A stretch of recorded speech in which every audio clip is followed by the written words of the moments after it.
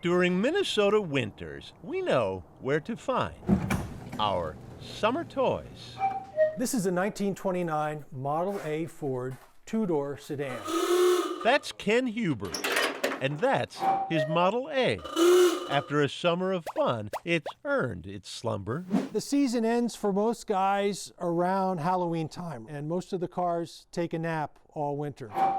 Rust-free and restful. Just not in leap years. We are now officially on tour. Ken slides behind the wheels It's exciting. every February 29th for a wintertime Model A parade. We've done it for 28 years, and this is our 8th Ironman. Lynn Groven and her husband Raj have been navigating the Ironman from joke to reality to tradition. We've had it anywhere from 61 degrees to 6 below with a 29-mile-an-hour wind. No small feat in cars without heaters. We're trying to stay warm. From 1927 to 1932, Ford produced more than 5 million Model A's, most of which spent their winters not tucked in garages, but on the road. Sledding and slushing and snowmobiling, before that was even a thing. They're kind of like a tank track. If mail carriers could weather the winter in a Model A, the members of the Twin Cities Model A Club decided at least one winter day every 4 years, they too would stake a claim on Hardy. It's warmed up. It's only 32 degrees now. One day every 4 years to shift from winter's grasp to spring's promise. I'll tell you this, we're turning a lot of heads out here today. Antique car owners in southern states needn't go to such lengths. But give credit to the owners of Model A's for providing a Minnesota model. In another 4 years, we'll do it again. Boyd Hooper, Care 11 News. We're off. Egan.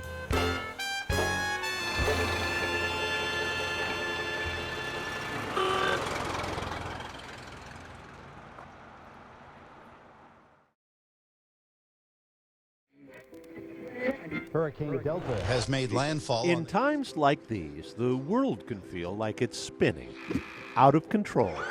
Violence, The case against Donald Trump. bitter election, Not the Republicans. global pandemic, The coronavirus pandemic. big problems that can make us feel small. No one knows small like kids. So we entered their world with some questions. Hey, you in there. Did you write this morning? For the past 25 years, children at Lake Harriet have been bringing their questions to the base of an ash tree. Why did you start answering? I started answering because kids started writing. What's your name? My name is Tom. Everybody calls me Mr. Little Guy Mr. Little Guy. Why won't you come out so we can see you? because elves are kind of shy. Okay, then what do you look like? I look remarkably just like my dad. Like the other kids, I don't know. I struggled to get straight answers. Elves are like that. How tall are you? I'm taller than my younger brother and shorter than my older brother. What's your favorite color? My favorite color is plaid. Oh my gosh, someone left the elf a tiny hand sanitizer. 25 years and thousands of notes. But this year, something different. It's little kids who have been writing concerned about the coronavirus, asking if it affects elves, and I say it certainly affects elves. Anything that affects any of us affects all of us. Mr. Little Guy is used to serious subjects. Listen closely, and you may hear crying from inside his tree. It's kids with cancer that write, and it's adults with cancer, and it's adults that have never found love, and adults that have lost love. People feeling small who've taken their troubles to another little guy who lets them know they're not alone. I sign all my notes. I believe in you. Can Mr. Little Guy help cure COVID? I can't cure COVID, but I have a great recipe for kohlrabi cakes. A sense of humor, always. Though Mr. Little Guy's 25th year has been difficult too. Yes, it hurts my feelings. All summer, someone kept stealing the notes children left for him. But that's not kindness, is it? Whomever is writing is never going to get their answer or whomever wrote me, I will never see what they asked. I can't imagine what kind of ogre would be taking these notes. Each fall, his door locks tight for winter as the kid world goes on without him. But come spring, he'll be back. You gonna leave him some flowers? Sure as hope Yeah, is the antidote for fear. I'm just putting flowers. People are inherently good. It may take a while, but good triumphs over evil. Except when chipmunks are involved. Don't get me started on chipmunks. What a guy. Maybe small isn't such a bad place after all. Dinner time. Boyd Hupert, Care 11 News. Yeah. Lake Harriet. All right.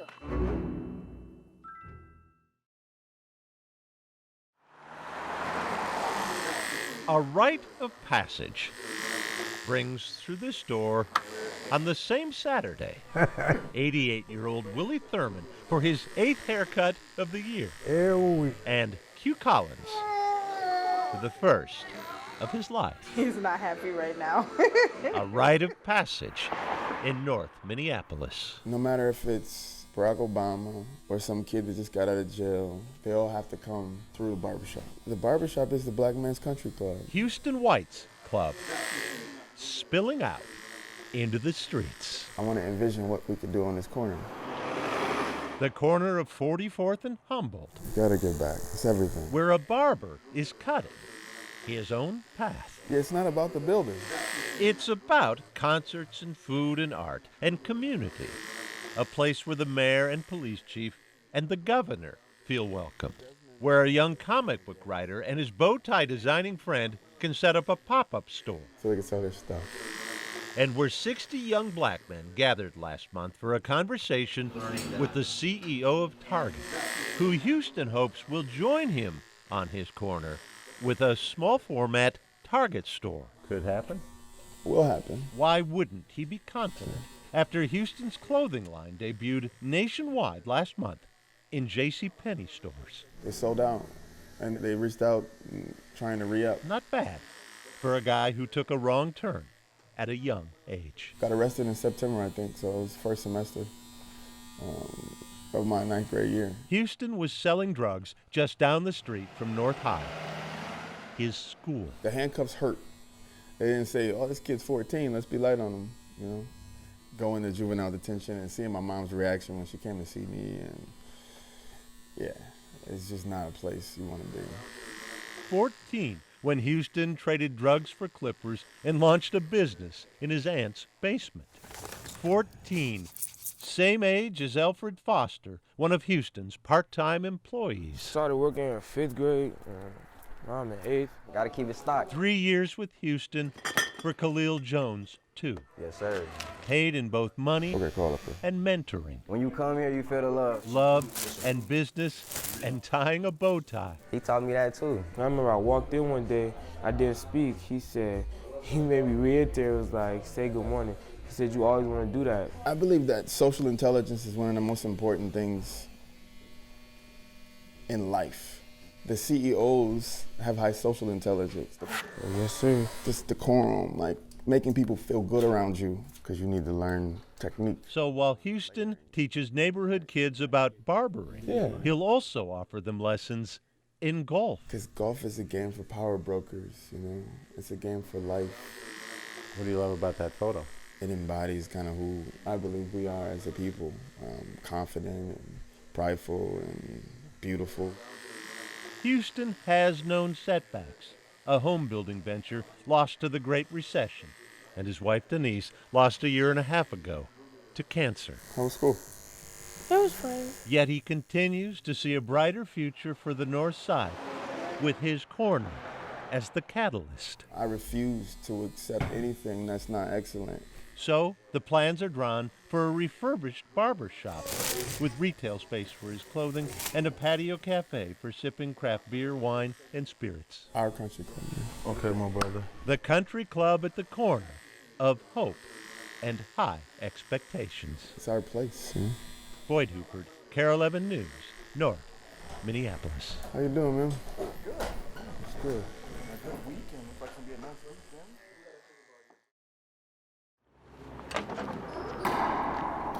The village people aren't the only ones who've noticed. YMCAs have a rhythm.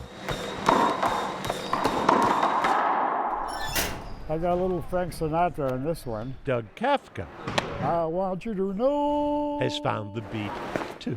all the way. I see him all the time. I'm in heaven. I've never seen him not sing. Down by the schoolyard. 2 miles a day, he circles the track Stormy weather. like an album of greatest hits Tell you that I was on a turntable. to tell you that you're marvelous. Did he happen to tell you how old he is? I'm 87. Roughly the number of years There's a pawn shop around the corner. the retired steelworker has been singing. And I ain't got a thing left to hock. He walks in our lobby. He sings to the front desk staff. Good morning, good morning. Every day. Yep. When we walk hand in hand, I like being serenaded on the treadmill. eyes will see only you. Doug will sing to anybody Hand in hand, at any time. let me go. But there's no replacing the somebody She's telling me we'll be wed. he most loved, serenading. She was a sweetheart. Yep, she was my honey. Doug lost Franny in 2013, It's 57 years we were together. and still every day, I never forget. Doug says good morning to Franny and God. They're in my heart.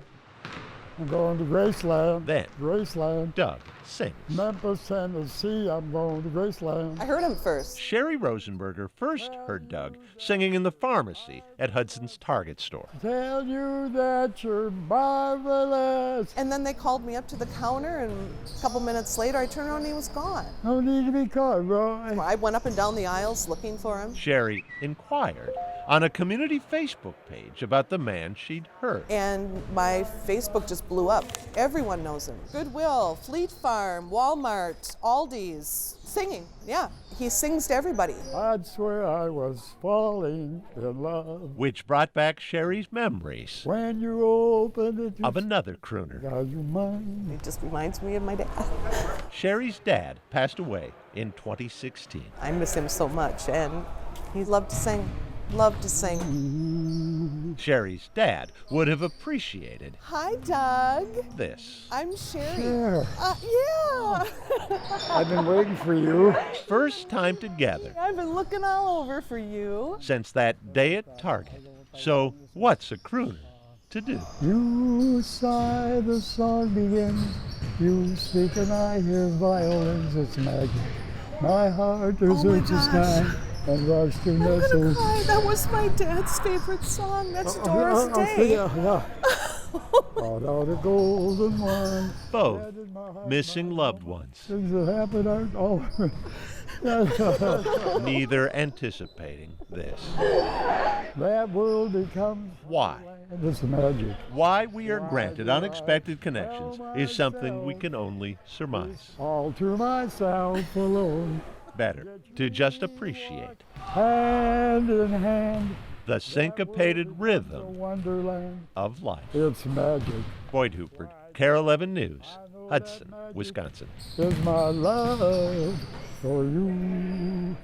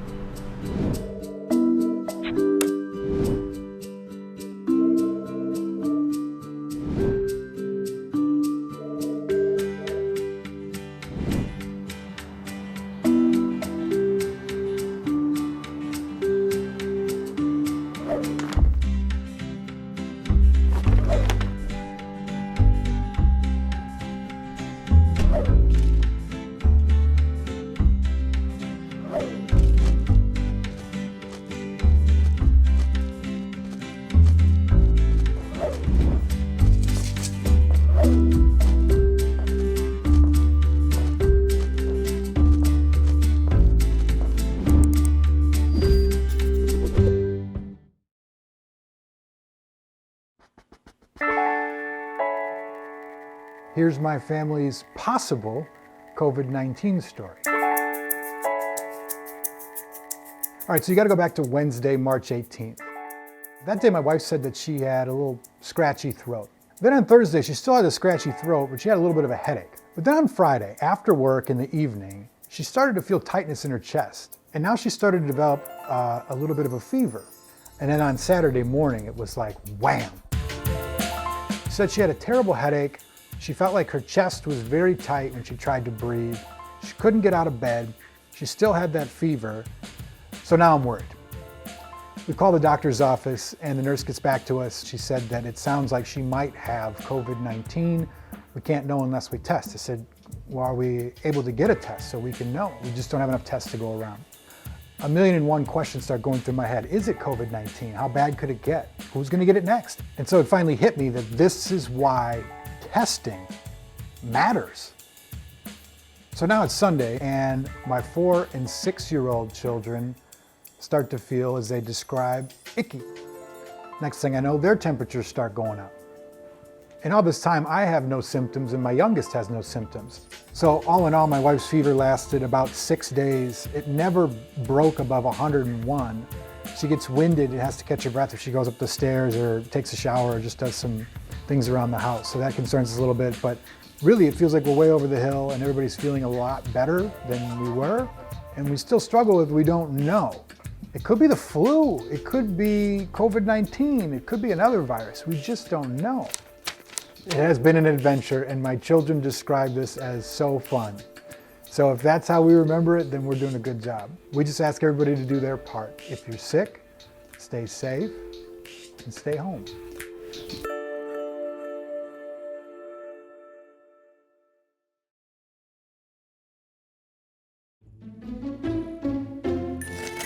Once upon a time, in England, 1796, there was a beautiful milkmaid, hair shining, skin flawless, except for that oozing pustule on her arm. For that milkmaid had cowpox, a relatively mild disease she got, well, from cows.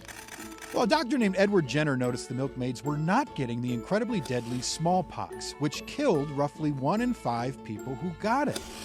He thought perhaps getting the safer cowpox prevented them from getting smallpox. So he took the pus off the milkmaid's arm and inoculated it into a boy. Yes, an 8-year-old boy. And it worked. Scholars say the story is likely part fable, but mostly true. And at least in Western culture, this is accepted as the first ever vaccination. The word vaccine literally comes from the Latin word for cow. And since then, scientists have learned a lot more about immunities and vaccines. Today, there are 3 basic types of vaccine.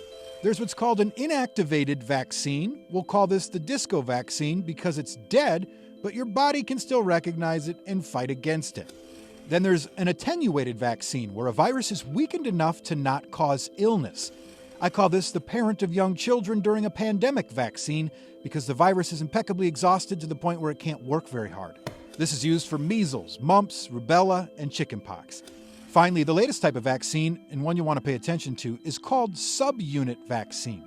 It's like a Kit Kat. You just break off a small piece of the virus, like a protein or a sugar, send that into the body to mount up a defense against that specific part, which is enough for your body to fend off future virus, should you encounter it. And this is the kind of vaccine both Pfizer and Moderna have created. Okay, you know that picture every news outlet on the planet has used of the SARS-CoV-2 virus? You see those fuzzy barbs sticking out of the virus? Well, those are called spike proteins. They're the arms of the virus. And it is that this vaccine will attack. The spike protein is a protein on the surface of the virus that it uses to attach to cells in our lungs. If that attachment doesn't occur, the virus can't cause an infection. But the Pfizer vaccine is even more James Bondy than that, because it doesn't inject the spike proteins into your arm. It injects messenger RNA, the code or the recipe that tells your body to make those spike proteins itself. And then your body will attack what it just made. I know, pretty cool. We think about the spike protein as a lock that the key has to fit into. The way the immune system works is it, by chance, makes 1,000 billion keys with slightly different shapes. And if you get 1,000 billion chances at almost anything, a few of those are going to fit into that lock. This way, once your body finds the right antibody to match that spike protein, your body trips an alarm and starts building an army of antibodies specifically designed to block that spike. And I know a lot of you are wondering, is it safe to inject that into your arm? Well, first, Pfizer reports that out of a group of 43,000 participants in the vaccine trial, the worst that happened was 3.8% of people experienced fatigue and 2% experienced headache. Granted, that's the short-term version. We don't know what happens long-term yet. Another question, does it actually work? Well, the vaccine proved to protect 95% of those who took it from getting COVID-19. Is that good? Yeah. According to the CDC, the flu shot's effectiveness is about 44% on average over the last 10 years. Chickenpox vaccine is 92% effective, measles 97%, and polio 99%. So for a first swing, that's a grand slam. Woo-hoo! And imagine, the coronavirus vaccine was developed and tested in 8 months. The previous record was for the mumps, and that took 4 years. That's like someone running a 1-minute mile next year in Tokyo. And it is this science and collective effort that will someday show the curve fall as fast as it went up. That will be a great day. That will be a great day, and I'm really optimistic that it's coming. For KARE 11 News, I'm Chris Arabsky. The buzz comes and goes in the Fenster front yard. No, he won't crawl anywhere. Siblings Addie and Arlo are all about the slug, Yuck. paying them a visit. He's so slimy. But in COVID times, the yard can also swing empty. Yeah. For a 7-year-old missing her friends. I miss them a lot. There's been a lot of change, for sure. Laden Fenster is Addie's mom. She was struggling a little bit. Yeah, I think all kids did. That's when Addie's mom suggested Yeah. a pen pal. Hi, Gary. I think you are very nice and smart. Addie started writing a prescription for lonely I like school. times 2. Hi, Addie. I think I would like to be your pen pal. My name is Gary, and I'm 73 years old. Gary Melquist has been missing visitors too. I'd love to go to Twins games. Living as he does at Augustana Care, Minneapolis, which has paired 24 residents with COVID pen pals. Hi, Gary. We all thought that this was going to be a couple week or a month-long thing. I love ice cream. It's gone so much further than I thought it would. He draws a lot of pictures of the sea. Addie loves to look at the pictures Gary sends with his letters, He drew the city. including the one she insisted Yeah. be hung in her room. And this is a little deer, and it's really pretty. It's also really fun to give. Oh, I got one of them on the wall. I really like this one. No grandkids, but Grandpa proud. It's a good art. She's only 7 years old when she did that. I'm going to be honest, I did not anticipate a 7-year-old and a 70-some-year-old having so much in common. He was at Cuba. Art and travel. Molly is my favorite. I like traveling too. And matters more serious. In 2nd grade, I couldn't read and write. Gary has shared with Addie his struggles with school and depression. I was very lonely and unhappy. Addie's always had anxiety growing up.